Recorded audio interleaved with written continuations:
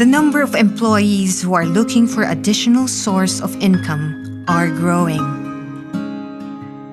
Because when reality kicks in, what you earn is not enough to sustain the life you want for your family. Naalala ko dati na sobrang hirap ng buhay sa amin. Province kasi ako, Mindoro province ko. Mahirap talaga doon. Talagang imagine mo yung buhay sa amin kung hindi ka mag-uling, mag-ani ng palay, magtabas sa mais, mamuti ng munggo, mangisda. Hanggang, di ba, lumuwas ako ng Manila, nakipagsapalaran ako ng Manila. Then, ang point, sobrang hirap din pala sa Manila, along the way na nagtatrabaho ka. Sa totoo lang, sobrang hirap na parang dati akala ko, parang wala na mangyayari sa buhay ko. Working student po ako, nagtatrabaho po ako sa McDonald's habang nag-aaral, and then nakagraduate po ako, kaya po ako naging accounting supervisor, diba? So, na-realize ko po na 11 years po pala akong nagtatrabaho sa labas, and then naisip ko po na nakakapagod kasi po 2 years po akong naging accounting supervisor, pero wala po talaga akong naipon. Ang tagal ko nang nagtatrabaho kasi syempre po tinutulong sa pamilya. Nagpipray po ako kay Lord na sana bigyan niya ako ng magandang opportunity, na sana mabago yung takbo ng buhay ng family ko. Ako po ay laki sa hirap, laki sa mga pagsubok, kaya anumang mga pagsubok sa buhay namin ay alam ko na kung paano i-survive, at sa tulong na rin ng pananalangin sa Diyos. Bilang isang pulis, napakahirap. Kasi hindi naman lahat, pero mostly sa amin ay member ng London. Loan dito, loan doon. Ang tanging dalangin ko noon, Panginoon, tulungan mo naman ako. Kung tutuusin sa 14 years in service kung aking babalikan, sadyang napakahirap. Ngunit ako kasi yung tao na ang daming pangarap. Pangarap para sa pamilya ko at pangarap para sa nabuo kong mismong pamilya. Dati naman akong call center agent and receptionist. Ang hirap kasi laging stress sa trabaho, puyat, pagod, and kadalasan kahit dalawa na yung trabaho ko, kulang pa rin talaga ang sweldo para sa pamilya ko. Napakaraming challenges and of course, bawal malate. Kaya ang hirap pag na-traffic ka, kaya madalas natatanong ko sa sarili ko hanggang kailan ba ganito ang buhay ko. Bata pa lamang ako, hindi ko na nakakasama yung 12 kapatid ko dahil nasa ibang bansa sila. Doon sila nagtratrabaho para tulungan kami na makapagtapos ng pag-aaral. Madaming Pasko, madaming birthday ng magulang namin, hindi namin sila kasama. Ayokong sa Facebook lang nila kami nakikita. Ayokong sa tawag lang kami nag-uusap. Ang gusto ko mayakap sila. Kaya ngayon, isa na akong electronics engineer dahil sa mga kapatid ko. Matagal ko nang pinagdasal kay Lord. Lord, bigyan mo ko ng opportunity. Yung pwedeng kumita ako ng malaki nang hindi ako pupunta sa ibang bansa. Merong isang tao na hindi ko kakilala, na nakausap ko lang, nakakwentuhan ko lang sa gym. Ang point, ginagawa ko in long years na. Then good thing, sobrang maganda naman yung nangyari kasi dito ako nakabili ng sasakyan, dito ako nakabili ng kondo, diba? Dito ako nakabili ng lupa, diba? Na sobrang papasalamat ko talaga sa Panginoon na grabe yung blessings na binibigay niya sa amin.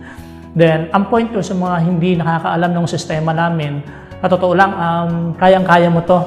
Nakakatuwang part lang po, habang ginagawa ko po yung business, 3 months ko pong ginagawa yung business, nagkaroon po ako ng sarili kong sasakyan. Lahat po ng mga pangarap ko dati, dito ko na po nakukuha ngayon. Like mag-travel po sa abroad, di ba? Naranasan ko na po yon.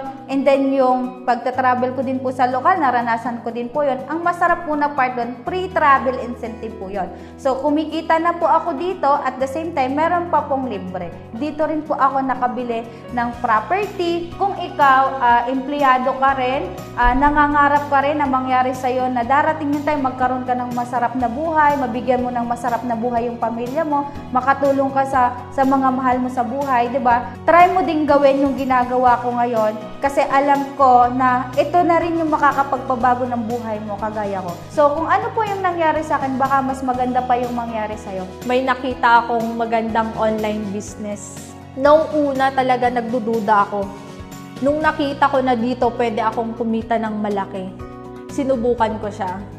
And sobrang saya dahil sa mahigit na 1 taon kong ginagawa yung negosyo, nakapag-invest po ako ng isang condominium. Habang ginagawa ko po yung online business, kumita po ako ng daang-daang libo. Ibinigay ko po iyon sa magulang ko. Naging komportable po ang pamumuhay nila. Sobrang saya po ng Pasko namin dahil unti-unti nakakauwi na yung aking mga kapatid dahil kumikita na rin ako kagaya nila. And gusto ko makita mo rin dito na dito pwede mo rin makuha yung pangarap mo. Alam niyo po, ang sabi ng mister ko sa akin, huwag na huwag kang mag-i-invest dyan. Maniwala ka sa akin, walang mangyayari sa'yo. Pero alam niyo, nagmatigas ako. Sundalo siya, pulis ako. Hindi ako nagpatinag sa kanya. Kasi ang isip ko, para sa pamilya ko.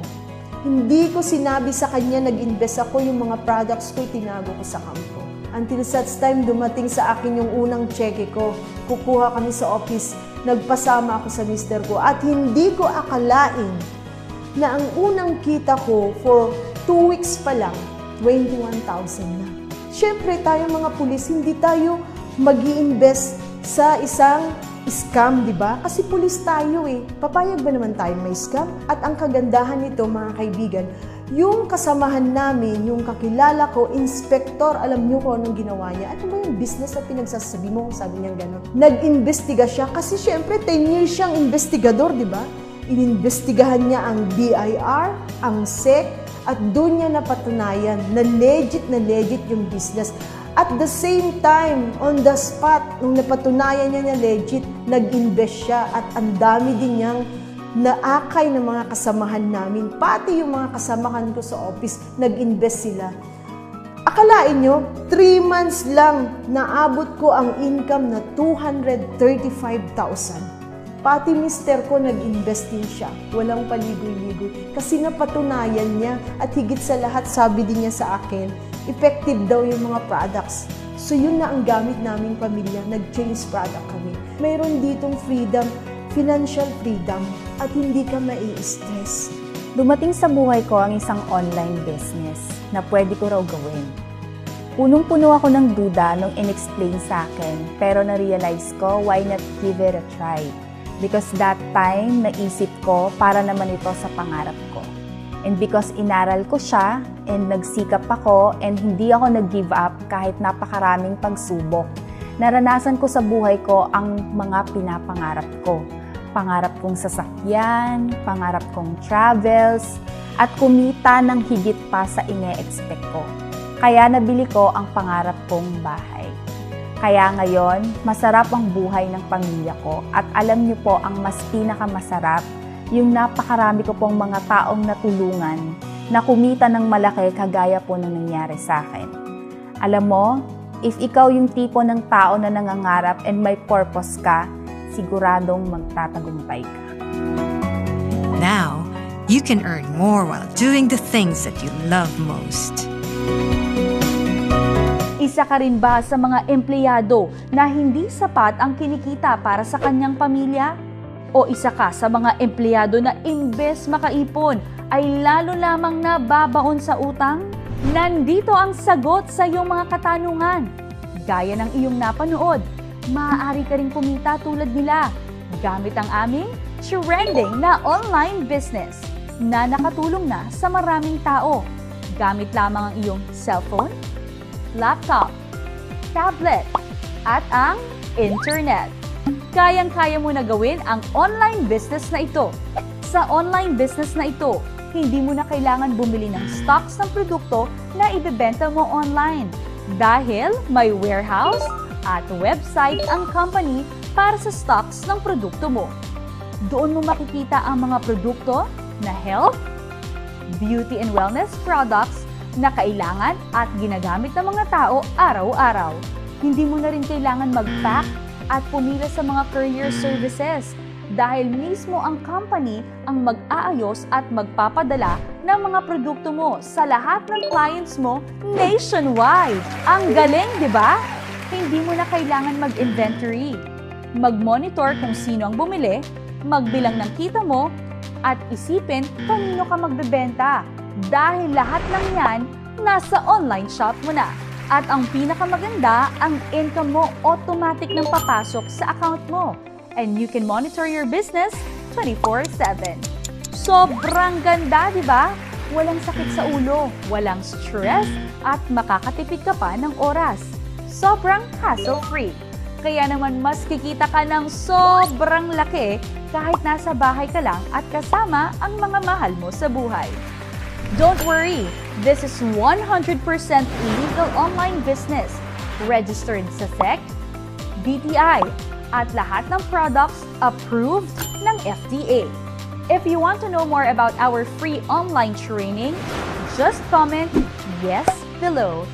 Congratulations and welcome to our trending online business system.